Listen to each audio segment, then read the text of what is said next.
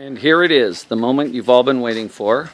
A very long overdue, year in the making, update on my 1964 Aristocrat Lo-Liner restoration. It has been camping, folks. We just finished summer of 2015, taking it on a 3,000-mile trip up the coast and back to Seattle. And you know what? She came through like a champ. So let me very quickly show you where we're at in this restoration process, what I've learned, and what's still yet to be done. So, first of all, what does it take to make a 3,000-mile trip? Well, it takes a bed. So, here we are inside. So as you can see, what I did is I made the bed system so it folds down like this. So there's a bed going across this way for two people. And then we have seating right here. And what I did was I went to Walmart, which I hate shopping, but what are you going to do? And I bought 4-inch memory foam cushion. I bought a king-size memory foam, and I cut it up into cushions that would fit this sleeping compartment and turn into seats. So imagine I have more that are longer than this that actually cover from here back, and then a backing that goes here like this. So you've got seating on both sides, and then you can also just have a bed covering the middle part here, as you can see, which folds down into a full-size bed for two, or fold these over, and those bars kind of keep them up. These fold down here to create a large sleeping area in which we all sleep this direction. So three of us, my wife, my son, and I, sleep this direction. So I'm going to take these cushions here in to have them upholstered. I'm going to have covers made for them so that they look really nice, kind of retro-y, probably a little bit of a Polynesian theme. There's a little hanger for hats. And then for the trip, what I did was I installed a pump system so that we could have water. So there's the tank. I got that on Amazon for $45 or 40 bucks. I got the pump for $26. It's a Sure Flow pump, smallest one they make. I hooked it to a switch, which goes to a battery set up here, which is eventually going to feed the whole trailer with power so that I have all my lights and fixtures running off of it. Made some closet storage here, so that closes. I got to get the right closing mechanisms for that. Storage up here. This junction box may go away, and I may just do a panel to run off the battery. I don't think I'm ever going to run real power in here. And there you have it. So what you do is you just turn that on. When you turn the sink, the water comes out. So it's very, very simple, very efficient. I got this Coleman off a friend of mine, bought it at a yard sale. Practically brand new, actually. Really nice chiller unit. Turn that off. I kind of messed up my floor. I didn't seal it properly, and I dragged an ice cooler over it. That wasn't too cool, but what are you going to do? It did sleep us. We took it all the way up the Oregon coast. It was a lot of fun. So there you go. You've got the space. I'm going to install drawers in here because these still lift up and provide storage underneath, but it's hard to get to, especially when you have a bed. So I'm going to make a cut all the way across so that just this part comes up. There's a drawer under here, a drawer over here, a drawer over here, so that we can easily get to stuff that we need to store. Just things you learn along the way. Again, we've got plenty of storage space under here. The marine battery to power all this I got at Costco. Again, let me show you that. That was only 80 bucks, folks. 80 bucks for a real nice deep cycle marine battery. From Costco, I got this Coleman online. Real nice little stove. It folds out kind of like a George Foreman grill. Provided a lot of cooking for us as we went. All my storage space still intact up here. my little hood setup, my backsplash, my tins. I'm going to put a nice little linoleum or maybe even some more tin around here. It's all about details at this point. So I'm glad I got the sink running. You may ask where the water drains. Well, it drains into this bucket right here. So what it is over around the side here is the little water inlet valve. This goes up, stick a hose or just dump water in. What I did at the camping spots is I filled jugs and just dumped it in there. It goes down into the water tank.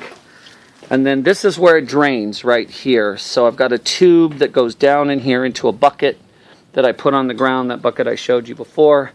And it all drains really nice. Everything works. It's kind of remarkable. I put some brand new tires. And now it's about detailing. So what I'm doing is I'm trying to strip off all this old paint here. And so I got some paint stripper. This stuff, hit or miss. Someone told me to use acetone. I don't know. I want to try and locate the real Aristocrat doors for this. Real difficult to find. Got some cracking just from being old. It's cracking around here. I need some new lamps. Again, an original door would be nice, but good luck in finding something like that. Starting to shine up all the metal. Eventually, all this paint is going to get stripped off. It's going to get a fresh coat of white on there. It's going to be real nice. All the windows will get shined up. I'll shine up all this stuff down here. But right now, it's really about detail work. I'm going to replace these tiles that got messed up. They're only at 89 cents. Got them at Linoleum City. And it was really comfortable, I have to say. We were very, very comfortable traveling. It pulled like a dream. I got tons of comments, even as hellish as it looks. I mean, you know, it doesn't look like much, but one thing that improved things a lot was I got this awning here from Marty's Awnings. It's really nice. It's a yellow striped awning, and it mounts really easily into this channel that goes along here. And then it comes kind of out over the trailer. I mean, it's actually, the awning looks a lot better than the actual trailer, but that's going to change. Once I get all this paint off, give it a nice polishing, nice coat of paint, it'll look nice. You know, it'll be, at least people won't think it looks like hell. And still, even the way it looks, people are kind of surprised to see something like this on the road, especially driving so well. I mean, it, like I said, it pulled like a dream. And it's really kind of satisfying to know, like, where I've come from, that this was literally, go back and look at video number 1, people. It was literally a pile of junk. It was just a pile of rubble sitting in my driveway. Me thinking, well, I'll just call the hauler over, have him haul it away. But I stuck with it. I gotta say, I'm really happy I did. Oh, by the way, I bought this little battery charger on sale. I saw it at a local auto parts store for 40 bucks. You know what? Trickle charges my deep cell battery right up. It's kind of interesting. I don't have a charge controller or anything, but I've thought about upgrading all the solar in this, making it a lot more sort of official. I've got to get I'm trying to find a new vintage light. That got broken when it fell apart. I'm really bummed. I can't find an appropriate light to go up in there. And then back in the corner there was a light that got thrashed. A lot of stuff got thrashed, as you can imagine from this process. But at the end of the day, she pulled, she camped, we had a blast going up the coast. Like I said, we did 3,000 miles, had a great time. Oh my God, it was just wonderful. You feel so good, especially the sense of accomplishment and basically resurrecting this thing like a phoenix. And so now I've got another thing that's bugging me. I got to get a aluminum or metal trim to go along this. Just little stuff to make it nicer. But that's all coming. I got a trailer rally in Buellton in September coming up, so I really would like to make it, at least get the outside a little bit nicer. I'm going to put a yellow stripe down here, and then there'll be yellow along the bottom. Get some nice shiny trim to go along there.